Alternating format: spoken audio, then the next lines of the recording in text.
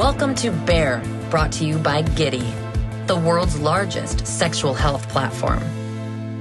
AnnaLynne, you're so present and natural and raw and just beautiful, just authentic. And I guess I just want to ask where that came from. And you know, I'm just sensing this transition. This has been, right, the last couple of years that you've started talking about sexual abuse, sexual trauma, and more importantly, speaking up about going through these, you know, these traumas. So yeah. Well, first of all, thank you for this platform. Yes. Because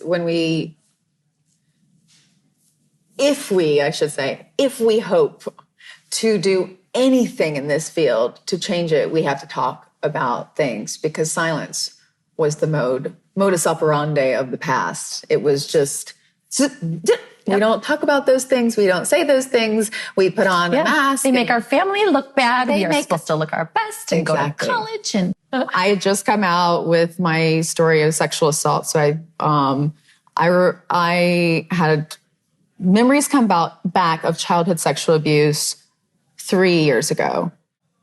I accidentally was talking at an event that I got dragged up on stage for my organization.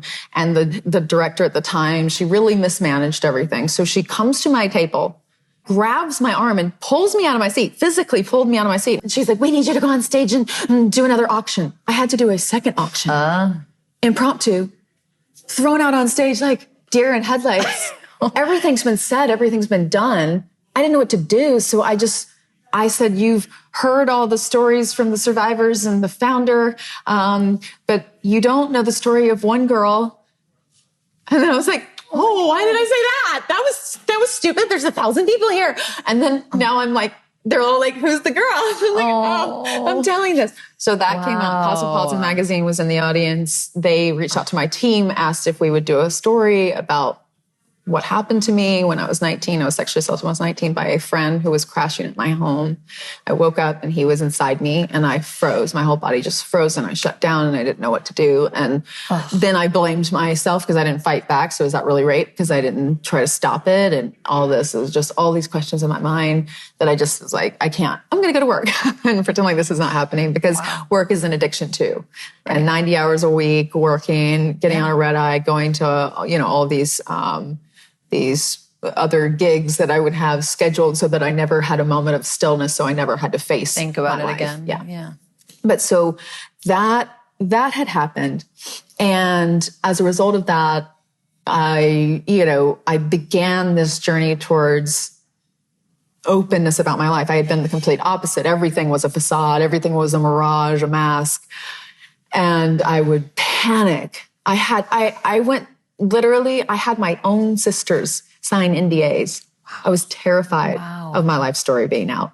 who was the first man to show you more beautiful qualities? Who broke through that wall or coldness? Or a very, very ferociously strong man. Emotionally and physically? All of the above. Dominic Purcell. Wow. So he's the, okay. Mm-hmm. The who I've met. You might know him from Prison Break. Oh, right. He was busting up some heads, breaking out of prison. He was on Prison Break. Okay. Yeah. So it took a big, strong, angry Aussie. I had such severe sexual abuse that at such a young age that my body decided this is unsafe for you to feel. So you're numb. I was completely numb. So one of the very, very, it is the hallmark of trauma is that in relation to memory, you don't store the memories oftentimes. So you have explicit memories, which are file folder, my birthday in 2010 when I jumped off the slide and thought that was a good idea and broke my knee.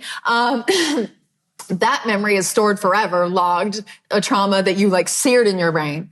And then there's trauma that your brain says, no, this is too much. This is too much. We're going to not do this memory. This is super ew. So those memories are implicit memories. And I describe them as a feather floating around a room. And when you're triggered, someone turned on the vacuum in the room and the feather gets sucked up to the vacuum and you don't know where you are in time and space. And it's just happening now and it's full on. So I was going through severe panic attacks and started to undergo PTSD treatment. I literally went into bondage, like BDSM, bondage, domination, sadomasochism, because I couldn't feel anything. Wow.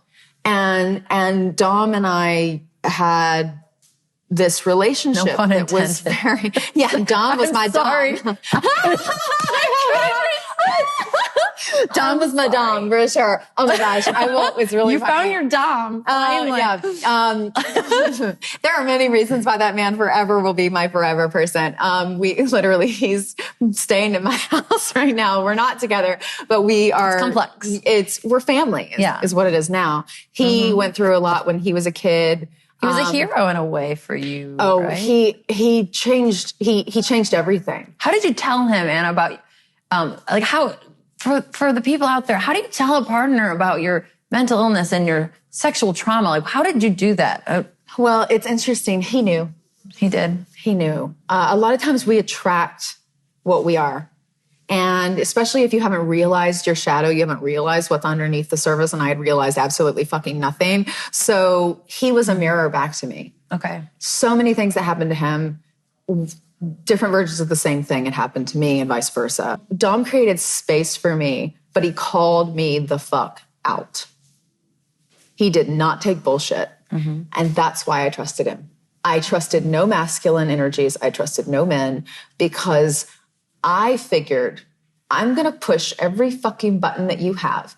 And if you cave, I can't trust you. You pull people in from the magnetic, energetic space that you're in, and they are like, yes. And I was like, to Dom.